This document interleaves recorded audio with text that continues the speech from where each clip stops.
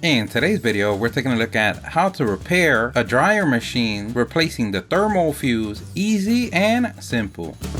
This is so easy, anyone could do it. Everything that we use on the video, we're gonna leave a link on the description. Don't forget to like the video and subscribe. That does help us out a lot. Thank you. So you woke up today and went to dry some clothes. You placed the clothes, you put it for an hour, you came back and they're still wet. Don't worry, here at the StatUpBox team, we've got your back. So this particular video is gonna be part of a series on how to fix your dryer. And we're basically gonna show how to replace the 5 main components that go bad in a dryer. We'll leave a link for the parts on the description. The first part on the kit is the heating element. Then we get the high limit thermostat. Next, we get the thermal cutoff switch. Next, we have the cycling thermostat. And finally, the one that we're going to replace today is the thermal fuse. The first thing that you want to do is verify that you have the correct house. The second thing that you want to do is verify that you do have a dryer. And if you don't, and you're watching this video for the comedic relief, we applaud you. Now that we have all the data points covered, we're ready for the next step. And because the last thing you want on a clear sunny day is to die, we want to go ahead and unplug the dryer from the outlet. Next, we want to make sure that we remove the exhaust vent from the dryer. In many cases, you may have to bring the dryer to an open area to have space to work on it. And the area that we want to work on the dryer is the back. You're going to notice the large back cover, which is held by some screws or bolts. Depending on your model, it could be flathead screws, Phillips screws, or in this case, small bolted screws. We're going to use the ancient technique passed down generation to generation of lefty-loosey, righty-tighty. And remember, a pro tip, saving the screws to put the door back is a good idea. Even though that you want to add to the bin of screws that are always left over when you finish building something, today is not that day. And that is one of the greatest mysteries in life. Just like that sock that disappears on the dryer, we never know why we rebuild things. We have screws left over. Once you get to the last screw, we want to make sure that we hold the door before it gives you a lovely kiss. Having a helper or a Watson, it's a good idea. They can help you hold the screws, meanwhile your body contorts to pretzel position. Or to kill your confidence level of, I don't know that he knows what he's doing. Once the cover is removed, we're going to notice the thermal fuse. And what we want to do is get the new one. And we're going to do this because connecting the wires after disconnecting them to the new one is going to assure that you don't forget where goes which. Remember, you can always take a picture, mark the wires with tape, or rely on your beautiful mind. It seems Watson did not believe the last part. We're going to use needle nose pliers to remove the wires. You can wiggle side to side gently to remove it. And even though we all moved our bodies, what I meant is the pliers. We also know in some cases we have very strong audience that can remove it with their hands. You can as well. Remember to flex, use both arms for even pump. Now that we removed the wires and placed it on the new thermal fuse, we're going to go ahead and remove the old fuse. We're going to use the same technique as before, lefty-loosey, righty-tighty. Remembering to save the screw because we're going to use it to place the new one. If you have any lint or debris, you want to go ahead and clean it. Now that the fuse is removed, we're going to reverse engineer our way to glory. Now you've done it. You're one step closer to victory. We're going to go ahead and place the cover back and start screwing that dryer to submission. Always remember the ancient technique of righty-tighty, lefty-loosey. Once we placed all the screws, you can connect your dryer and confirm that it's working. And remember, we're going to have 6 total videos at looking on how to fix your dryer machine easy and simple. Now you've done it, grasshopper. You become a master in the drying society of the world. You can pat yourself on the back for a job well done. Don't forget, if you liked the video, please give us a thumbs up. That really helps. If you have any questions, place them in the comment section below. Either someone on the StatUpBox team or someone on the YouTube community can help you out with an answer. Don't forget to subscribe, follow us on social media. Thank you for watching, and here's a link to our latest video.